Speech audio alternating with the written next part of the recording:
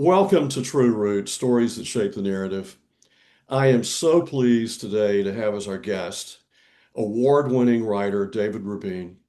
David is a Chicago native but currently lives in metropolitan Atlanta. He is the author of a wonderful book, In Danger of Judgment. We have a lot to cover today. We'll see how much we get to in the short time we have. Welcome, David. Thank you. Thank you for having me on. It's great to have you on. So we're going to dive in. We're going to talk a lot about you, about your book, and of all the good things you have going on today. So let's just dive right in and talk about your book a little bit, In Danger of Judgment. Can you tell us a little bit about what inspired you to write it?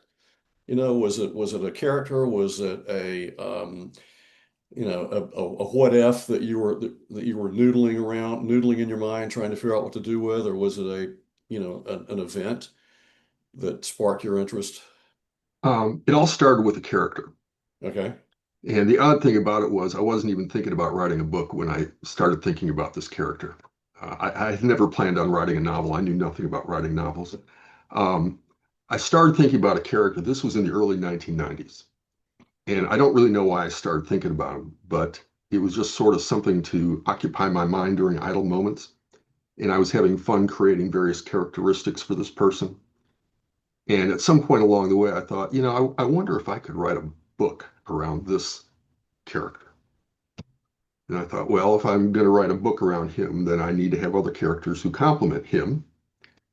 And so I created some more characters, and then I thought, I'm going to need a story. So I created a story that I thought would be a good vehicle for the characters. So the whole project has been character driven from the beginning. Very good. And this was a character that just popped into your mind, or was it inspired by a true person? It was inspired by a true person. I don't really want to give that away right now No, that's fine. because you'll notice I haven't named who the character is. I'm going to let the reader figure that out. But I will make this offer. Anybody who reads the book can email me and ask me how I came up with this character and what the inspiration was, and I will be delighted to tell them the whole story. Very good. Very good. Well, that's intriguing, and it should elicit interest on the part of viewers. So you had not planned to write a book. This just sort of happened back in the 90s. You spent decades as a trial lawyer. Um, how does that shape the writing of the book? What about your background helped you when you decided you were going to weave a story around this character? Well, the book does not involve lawyers. I decided when I wrote this book, I was full up with lawyers for Right. 33 years. So I decided I'm not writing about lawyers. I'm not writing about the legal system. But there were two things in my background that helped me. As far as lawyering goes, when I would give arguments in court or write a brief, I was trying to persuade a decision maker to reach a certain result. And when I was planning for it, I always started with the end. What do I want to say at the end? What is my tagline going to be? What am I trying to persuade them to do? So then I had my goal in mind, and I would work backwards from that all the way to the beginning of the argument or to the beginning of the brief. So I structured the book the same way. I started with how I wanted to end it. And then I figured out how I needed to get to that point. So it wasn't a spontaneous thing where I just started writing and I let me take it where it wanted to go. I knew how I wanted to end the book. Okay. So that was one thing I got from my law practice. The other thing in my background, we can get into this if you want. I've been a competitive shooter for a long time. I compete in rifle sports. Mhm. So that gave me some background in the reality of shooting and how it actually happens. There's a lot of myths. It's not like movies and TV shows. So I was able to use that background to write a lot of the scenes. Yeah, that's good. And I want to delve into that a little more later because I'm sure your experience was very important in imparting a degree of realism that's probably lost in a lot of books written by writers that don't have that experience that you have. So I take it based on what you're telling me that in the parlance that writers use, you are clearly a plotter, not a pantser. Well, for the first book, I was a plotter Okay, because I had 30 years to think about it before I started writing. right. I had the whole book mapped out in my mind. For my second book, which I recently completed, I started writing before had the whole plot figured out. I knew where I wanted to end. I knew how I wanted to start it. I did not have the middle figured out. Okay. So for book two, I was a pantser. I started writing, I got as far as I could, and then I had to figure out the rest. I liked being a plotter better because I ended up having to rewrite a lot of the second book once I figured out what the middle was going to be. So I've done it both ways. Well, I would think given your years as a trial lawyer, I would think that you might prefer being a plotter, right? Hmm. Yeah. Yeah.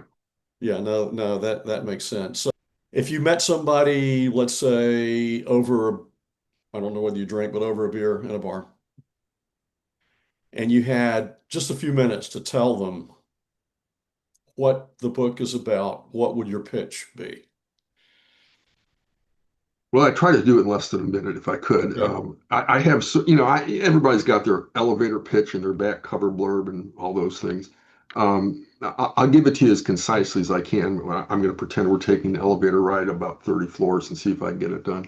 Okay. Um, a covert operation during the Vietnam War ends in tragedy because its leader betrays it to the enemy. Now we fast forward 15 years to 1987. Two Chicago police detectives are investigating a series of drug-related murders.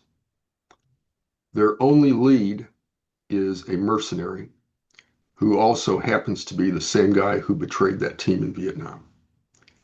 He is now the chief enforcer for a Southeast Asian heroin cartel, and they suspect that he is behind these drug-related murders.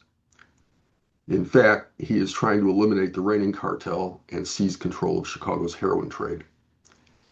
While they are racing to stop a drug war, they're unaware that someone else is circling in the wings who seeks vengeance against the drug dealer. And Okay. these two detectives are going to get caught in the crossfire. So yeah, I am intrigued by the way you combined those two worlds, if you will, right? The Mhm. Vietnam, the covert mission in Vietnam, and the Chicago crime ring. I would think that I'll just go out on a limb here and I'll ask the question. This character that sparked your interest in writing this book, I'm assuming the character, and you don't reveal anything you don't want to reveal, but I'm wondering if the character is the link between those two worlds. I'm going to let you read the book. Okay. Okay. That's good. That's good. I don't want any spoilers here. Um, would you characterize the book as a crime thriller, a military thriller? Is it sort of both? I mean, It's I don't want to box your book into a specific genre necessarily, but you've got this interesting this the military world and the crime world that are somehow coming together. it's both. I'd say it's partly crime thriller, partly military thriller. If I had to pick one, I'd probably say crime thriller, but there's a lot of elements of military thriller in it. Right. Okay. So why, I know you are from Chicago, so let's talk a little bit about Chicago in 87. Yes. Why Chicago in 87? What was it about that time and place? Were you living there then? No, I was not. I had moved away by then. Okay, you would have made. What is it about that time and place that maybe a more contemporary or modern setting would not have worked for the book? There's still a lot of crime, presumably in Chicago. Yeah, maybe not as much as people think. Yeah. There's plenty of crime everywhere Yes, to there write is. There's about. plenty of crime in Atlanta. Yeah, we're probably never going to run out of it. The reason I picked 1987 didn't really have anything to do specifically with that year or that era. I backed into it. And let me explain what I mean by that. There's a lot of history in this book that factors into the book. And there's a long timeline of events that precedes the main story that the reader learns about as time goes on. It goes back decades. And so I had constructed a timeline that worked for my story. And I realized that once that timeline was established, it made sense to put the story in the mid to late 80s. If I had put it earlier, it wouldn't have been as plausible. If I'd put it later, it might not have been as plausible. So I'm working with mid to late 80s. 1987 was just the year I picked, but it could have been anywhere within a few years. Okay. How much research did you do focusing on the Chicago component? How much research did you do in writing the book? Well, I did gobs and gobs and gobs of research on the history aspects and the heroin aspects and opium aspects. As far as research on Chicago, I didn't have to do very much because I was mostly writing about areas I was familiar with. Hmm. So I did go to Chicago and visit some sites where scenes were set. I took pictures and all that sort of thing. I didn't have to do much research on Chicago. So, as a trial lawyer, you obviously had to do a lot of research in Mhm. preparing for your trial, preparing your brief. I ask this question a lot of writers, especially writers who write historical fiction. Do you, and actually speaking for myself too, do you like doing research as much as you like the writing? Not really. No, Some of it's interesting. With this book, really the most interesting research was the research I did on the heroin trade in the Golden Triangle in Southeast Asia. That was absolutely fascinating to me. And I had to do a lot of research on some other topics, but frankly, I'd rather be writing than researching. yeah. But the research was good. Some of it was really fun. Do you ever, you obviously have woven a page-turning story through and around true events, right? Yes. Do you ever worry that a reader might identify something in your book that's not historically accurate, or do you not really worry about that? Um, in my acknowledgments at the end of the book, I have a little disclaimer. I said I tried to keep everything as authentic as I could, but every now and then I changed something in service to the story. Right. So, for example, the heroin empire that this guy is trying to build arises out of the Golden Triangle in Southeast Asia. As I said, I did a lot of research on that, and I described how that came to be. And for the most part, that history is accurate, but I insert a couple of fictional characters into that history. Okay. Sure. What I wrote was plausible in real life, and people could probably figure out at least who one of these people was. But obviously, I changed the names. But for the most part, I keep the history accurate. And one of the things I try really hard to do is to maintain authenticity in whatever I'm writing, whether I'm describing a particular location or the history of something. Um, or in many areas, I had to get help from subject matter experts. I work closely with a Cook County, Illinois prosecutor, for example. I met with Chicago police detectives and I visited a Chicago police facility. So I try to keep all that as realistic as I can because I don't want someone to write a review and say that guy got it wrong. Sure. So far, no one has said that guy got it wrong. So that is one of the things I try to do for my readers. Yeah, that's good. That's good. Yeah, no, I think when you're writing historical fiction, it's it's not unrealistic at all to incorporate fictional characters into the story, to maybe change some things a little bit, to change the names of some historical characters. But yeah, you don't want something glaring to jump out and a Hmm. reader to say, no, that's just totally not right. I Yeah, remember Chicago in '87, or I was in Vietnam, or whatever. yeah. And the other So thing is, when you're writing historical fiction, you're inserting a fictional story into real life. sure. So you're changing something by necessity, right? You can't keep it completely authentic, or else you wouldn't have fiction. Exactly. Exactly. Um, well, I mean, one of the challenges that I have when I'm writing historical fiction is fidelity. balancing fidelity to historical fact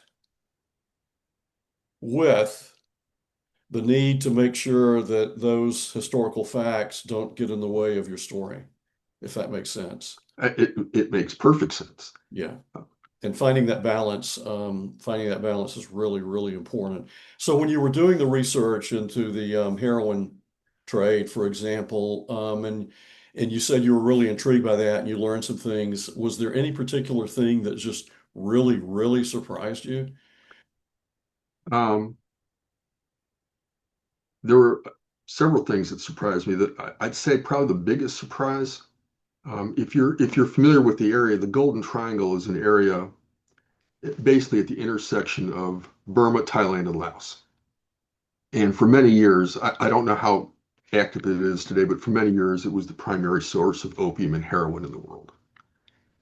And what surprised me the most was that the CIA had a hand indirectly in establishing opium smuggling in that area. Mm, There's some history that precedes that, which I talk about in the book. This isn't a big secret. This has been well documented. The CIA was not trying to create drug dealers, but it was helping insurgents who used their funding and weapons from the CIA to take over the opium trade in the Golden Triangle. And that surprised me.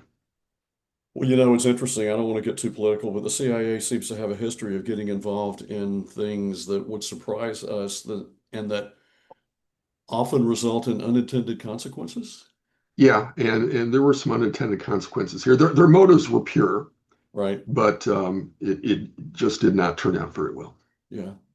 So let's drill down and take a look at some things about the book. And again, please stop me if I'm asking questions that will reveal too much, that the answers would reveal too much.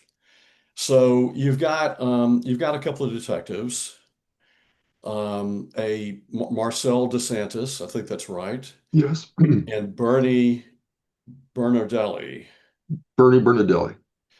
Um, so they are partners and they're working on these cases together. How did you shape that partnership, that interaction between the two of them to make it real on the page?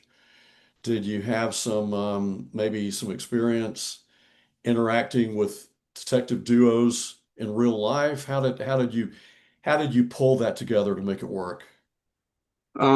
I pulled it together by thinking about their relationship for 30 years before I started writing is really the honest answer. Okay. The male detective is the older detective who has seen everything. The female detective is younger, probably late 20s. And basically, I structured their relationship as sort of mentor and mentee, but also as sort of an uncle-niece relationship. So they're both friends and also professional partners. And they have very distinct personalities, and I wanted them to play off of each other. I wanted to have a certain dynamic, and that's really how I constructed them. So that's interesting. So, you had an idea, you had plotted out where the story was going to go. You weren't quite sure about how things were going to work out in the middle. You had spent years thinking about, Ruminating. yes, ruminating over the relationship between these two characters. Your characters speak to you, I'm assuming, as you were writing. Mhm. Is there anything about their relationship that ended up surprising you? Um, Not the relationship that didn't surprise me, but I'll tell you one thing that did surprise me. I didn't figure this out till I finished writing the book, which is odd because I'd thought about it for 30 years before I started typing, and then it took me a Yeah. few years to type it. But sort of several years afterward, when I was a little bit more separated from it, I had a little bit more perspective. I realized that Marcel DeSantis, my female detective, was the daughter I never had. When I Oh, started writing interesting. the book, my wife and I had two sons, and we knew we weren't going to have more kids, so I was never going to get a daughter. And I realized that I had constructed Marcel as the daughter I wanted to have, and that surprised me when I figured that out late in the game. Well, that is really interesting. Yeah. Is there an overarching moral argument to the story? Um, it's not just a whodunit, right? It's not just a military thriller, a crime thriller. There is a greater message, right? Is there a moral to the story? Yes. Basically. Um, I didn't make an argument. I wasn't trying to persuade the reader to reach a certain conclusion. What I did do was set up a moral question. Okay. And the moral question, this is not a spoiler at all. I mean, this is a revenge story, plain and simple. The moral question is, when is it justified to seek revenge? Or is it ever justified to seek revenge? Mhm. Or to what lengths would it be justified to seek revenge? That that comes into really, I hope, crystal clear focus by the time you get to the concluding chapters. And I just set up the circumstances and the facts, and readers will reach their own conclusions. I'm not trying to force a conclusion. And is there a line to be drawn between revenge and justice? And is that line a bright line or a fuzzy line? Well, the reader may conclude that sometimes revenge is justice. Right. So, like I say, I'm not trying to lecture the reader. I'm not Yeah. trying to pontificate. I just want them to think about it. Yeah. So those are your two main characters. I know there are other characters. Of those two characters, was one of the characters harder to write? Did they both come sort of naturally to you? You had mentioned that Marcel ends up, while you didn't even realize it, she ends up sort of becoming the daughter that you never had. Um, did do you think in retrospect that made her harder to write or not? I don't think it made her harder to write. Um, I think in the back of my mind, we have goals for our kids, and we know we can't make them achieve those goals for us, but we have things that we wish our kids would be like, moral people or whatever's on the list. So writing her wasn't that difficult, and in fact, it wasn't difficult to write the male detective either. I mean, I had thought about these people for so long Hmm. that if I had started writing as soon as I started thinking about them, that would have been tougher. But I was thinking about these characters every day for 30 years. So after a while, you get to know your characters. And there were times when it would be time for some dialogue, and sometimes the dialogue just wrote itself. I mean, I knew exactly what this person would say in this situation. Dialogue wrote itself. Do you when you write, are you a writer who sits down and just lets do you write on a keyboard? Is that the way you write? Yes, I Okay. do. Do you sit down and just let the keys fly and let the words fly on the screen and not really worry about it? Let your imagination go wild and then go back and refine it, or do you tend to be more introspective, if you will, as you are writing? It's a combination of both. When I feel like I have figured out a good way of saying something, I will type as fast as my fingers can fly. Hmm. And I'll just get it all down on the page and then come back to it later. I revise as I go along. My usual routine is when I start writing, on a given day, I'll go back and read the last couple chapters that I wrote or whatever I wrote the day before, Yeah. and I'll refine them, and that sort of gets my gears going, and then I'll start afresh on the next chapter. And I go back and look at stuff constantly. I'm going back and forth, back and forth, back and forth. I can't stop messing with it. Yeah, me too. I there was a point where I felt like I was never going to finish the first book because I kept changing it, but I did finally. I do exactly the same thing. I can't let go of what I've already written. So I'm going Hmm. back all the time and rereading and revising and things like that. So let's just keep talking a little bit about writing habits and writing style. So writing can be a very lonely job, a very lonely Yes. activity. Are you Are you part of a writing critique group? Do you have other people that you work with or anything as you're writing? Not while I'm writing. I'm not in a critique group. I do have a group of beta readers Okay. who review the manuscript after I have the first draft of the manuscript, who are extremely helpful in making the books better. Yeah, that's good. Now, are they writers as well? Do you beta read their work or They're not authors. They're people who write okay. or have written. They're not book authors. I'll put it that way. They're people who know writing and read a lot. Right, right.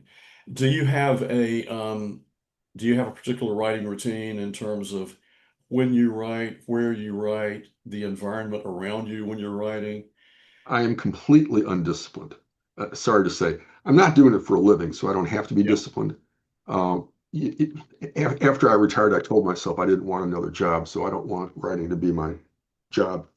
Um, when inspiration strikes me, and I finally figured out what I want to write, I'll work as hard as I can for hours. I'll stay up half the night if I need to.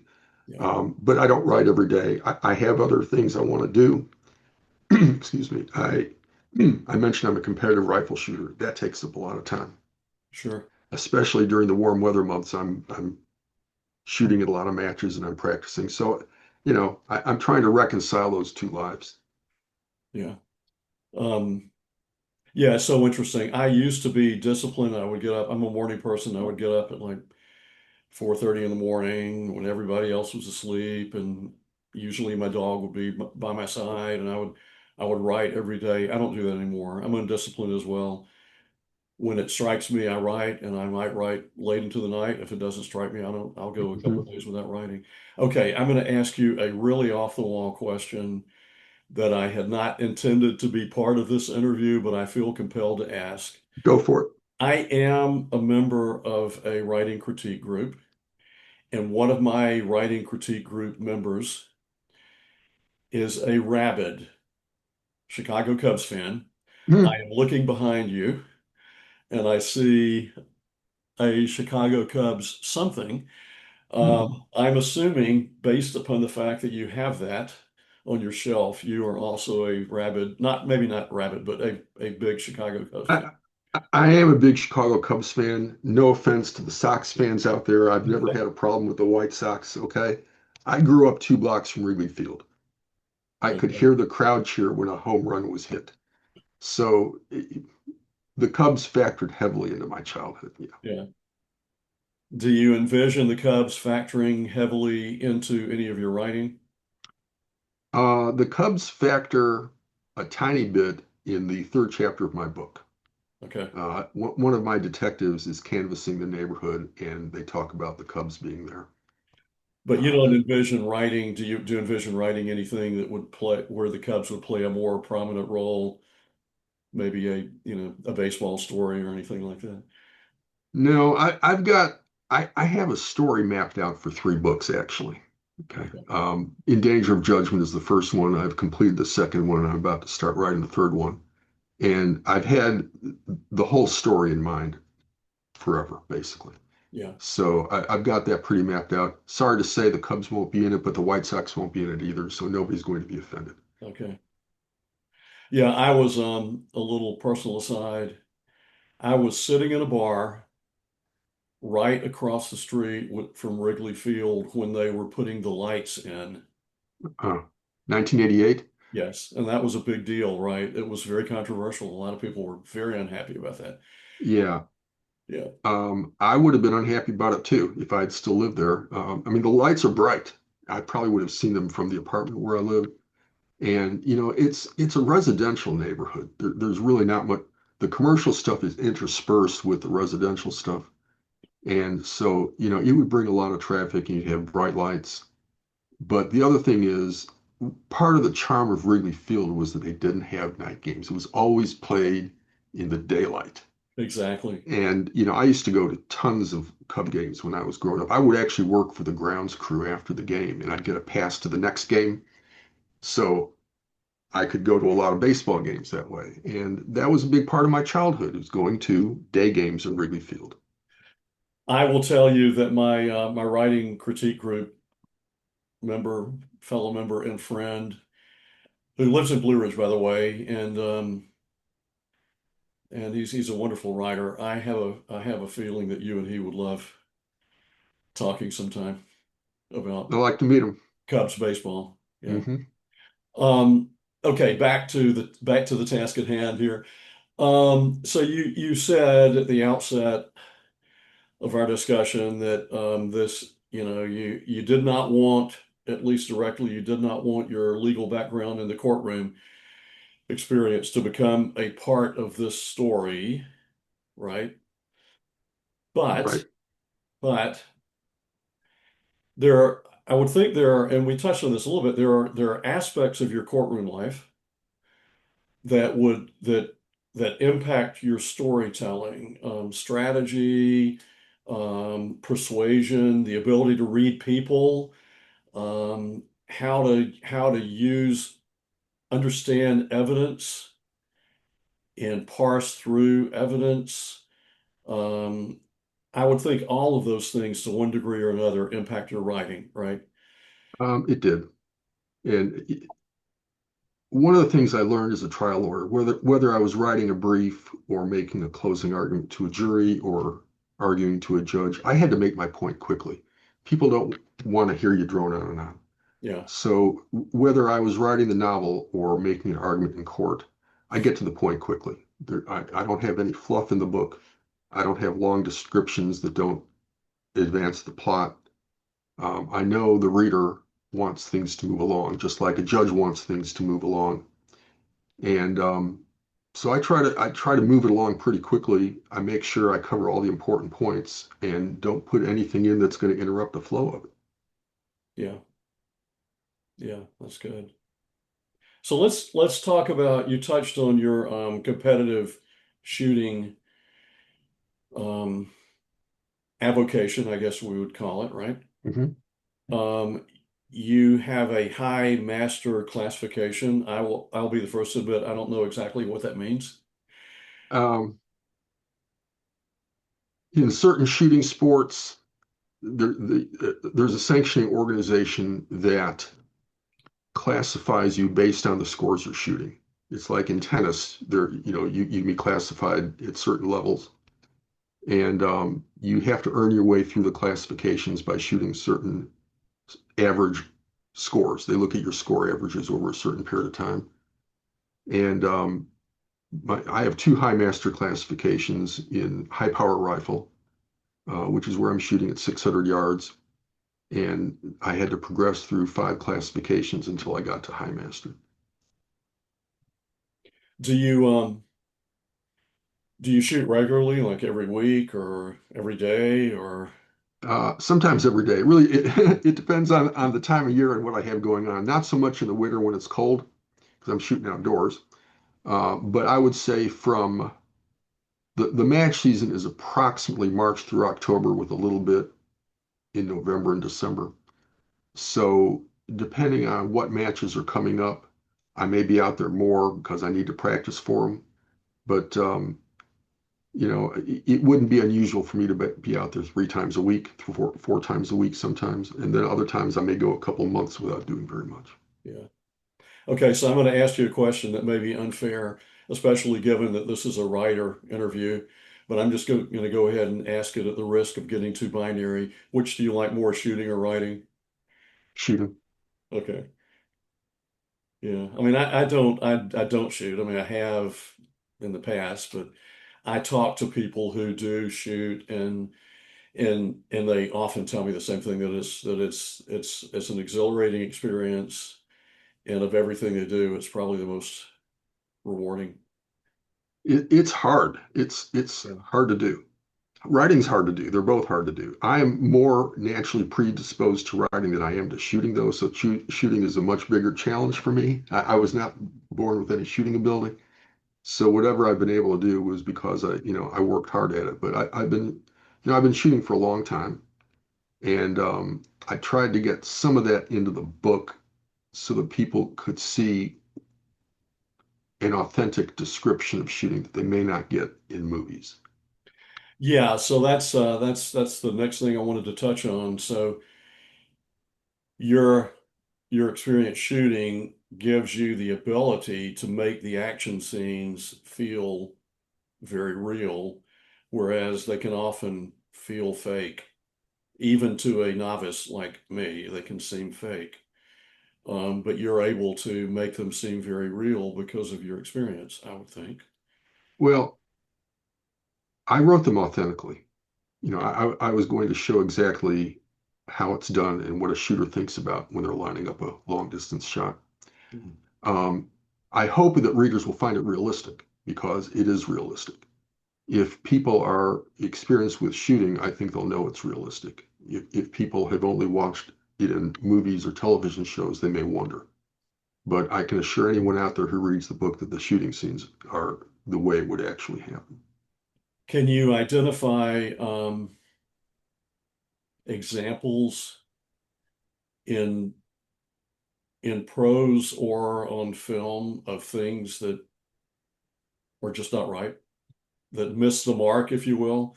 Uh, I, I could identify some in prose, but I'd prefer not to because I don't want to name other author names.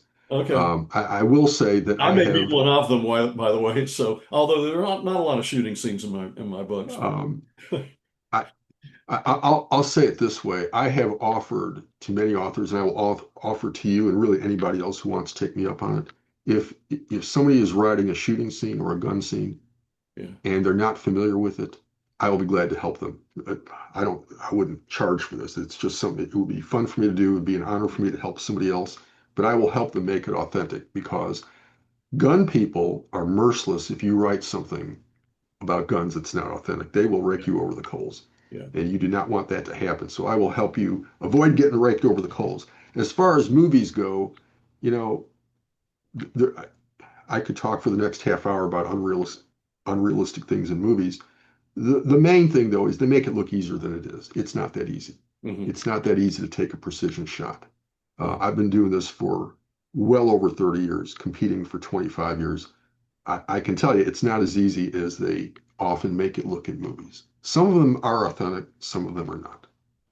Well, and if it's difficult for a shooter in a, let's say, a target shooting environment, imagine how much more difficult it would be in an emotionally charged situation where you're actually going up against a human being. Yeah, see that's the type of shooting that I've never done, so I Yeah, don't know how I would respond to that. yeah, But bear in mind, you're trying to reduce your pulse rate as much as you can because pulse is transmitted to the rifle. yeah, And in most sports, adrenaline is good for you. In our sport, it is not. So when you're in a situation, if a sniper is taking a shot or a soldier is taking a shot during a battle, their adrenaline is running, and they would have to deal with that in order to shoot accurately, and that's hard to do. There are breathing exercises you go through, but that would be hard to do. And frankly, I don't know if I could do that, yeah. having never been in the situation. Yeah, I don't think anybody ever knows until they're in that situation how they're gonna Yeah. how the adrenaline is going to affect them. And I mean, you've got a degree of muscle memory, right? Yes. That will kick in, but you might have adrenaline and other things working against it too. Yeah. Well, at the start of a match, I'm a little nervous, and I have to spend some time breathing while I'm holding the rifle to get my pulse rate down. And after a while, I take a couple shots and I realize, okay, I still know how to pull the trigger. It's not going to be too bad. But there's always that moment at the beginning. And when I'm holding the rifle, I can see the effect of my pulse in the way the rifle is bobbing up and down. Yeah, yeah, interesting. All right, well, that's all quite intriguing. What are your goals as an author? Do you want to write books that entertain, that educate, that inspire, that do all of those things? Do you want a reader to walk away saying, "Yeah, I learned a lot of new things I didn't know from this book"? Or do you want to just is your main goal to just entertain the reader? I just want to entertain the reader. Okay. I'm not writing literary fiction. My books will not get a Pulitzer Prize. I want to give people a few hours of escapism. They Yep. can escape in the book, not think about the world, not think about their job. Um, I, it, pure entertainment. But one of my rules when I'm writing is that I will always respect the reader. I will never talk down to the reader. I will assume the reader is smarter than I am. I will assume that if there's a plot hole, they will find it and tell me about it in a review, Hmm. which I live in fear of. Hmm. And so I treat the reader the way I want authors to treat me in their books. And I'm going to respect their time and their effort and the money they paid for my book. And hopefully I will give them several hours of entertainment. That's good. That's good. So let's talk a little bit about you mentioned that you have finished the second book in the three book Mhm. series. Where is it right now? Is it in the editing stage? Do you have a published date yet? Um, I have finished editing. It is complete, and I don't have a publishing date yet. I probably will have one fairly soon, and I'll announce that as soon as I've got that. yeah, one thing we didn't touch on, and I should know the answer to this, and I don't. How do you publish? Well, my first book was published traditionally. In Okay. Danger of Judgment was published traditionally with Black Rose Writing. Okay. And the second book I am going to self-publish under my own imprint. Okay. I'm also going to move my first book from Black Rose to my new publishing imprint. And for those of you out there who may be, thinking about, do I want to go the traditional route or the self-publishing route? Um, I had a great ride with Black Rose Writing. I've never regretted signing with them. But when you publish traditionally, you're giving up some control. Yeah, you are. The publisher has some control. And I decided that I wanted to be in control of my own destiny. Yep. I'm not sure I can do better than they did. I may not do as well as they did. But since I'm not doing this for a living and I'm doing it really just for fun, I decided I'm going to retain that control and see what I can do with my books. So my first book will be transferred to my self-publishing platform, and my second book will be as well. Yeah, so I've published four books. The first two were self-published. The second two, I've worked with a hybrid publisher, but I did not even consider going the traditional route. I didn't even reach out to any traditional publishers because I didn't want to give up control. Yeah. My next book, I've actually written the fifth book, but I set it aside because I don't think it's ready. But my sixth book, which is going to be more literary, I'm thinking I may pursue the traditional route. But yeah, I mean, I think the issue of control is really important, and I respect writers who make the decision to go the self-publishing or the hybrid route in order to maintain or retain that control. I think it's important. Yeah, I think it may depend really on what your goals are for your books. If you want to be a million selling author, you can try self-publishing, and some are successful at it, but that's where you want to have a good publishing house that can give you, lots of publicity and get you into all the right channels and that sort of thing. I'm writing just because I want to tell my little story and have people read it. That's the You same with know, me. Yeah, yeah.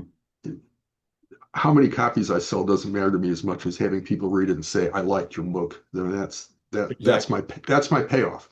Yeah, for me as And well. and I realized as even though I got benefits from traditional publishing, I can pursue my goals hopefully as easily as I can publishing myself. Yeah, yeah. Um, and what is the name of your second book? Or do you have Summary a working judgment. title? Summary Summary judgment. judgment. Yep. This is the first time the world has heard this, by the way, Okay. except for my beta readers. It's a takeoff. Summary judgment is actually a legal procedure that has nothing to do with the novel. It's a takeoff on the title of the first book. Okay. I wanted to get the word judgment in there, so I called it summary judgment. That's good. That's good. Um, okay, so we'll sort of wrap up here. A couple more questions. One, how can readers learn more about you and your books? Where can readers buy your books? That's the first question. And then the next question is, are there particular things that you wish we had touched on that we haven't that you feel compelled to talk about? Um, I think we've touched on everything I would have wanted to talk about. As far as learning more about me and my books, my website is davidrabin.com. Okay. All one word. As far as where to buy my books, as we speak, my books are on Amazon and Barnes and Noble, but I'm about to transition to my self-publishing platform. So depending on when this interview comes out and when people listen to it, they may or may not find my book there. If they don't find my book when they look for it, it will be on Amazon, Barnes and Noble fairly shortly. Very good. David, this has been wonderful. I really appreciate your time. I've learned a lot. I hope my viewers have learned a lot, and I wish you great success, and I look forward to your next book coming out. Thank you. I really appreciate you giving me this opportunity. You take care. All right, you too. Bye bye.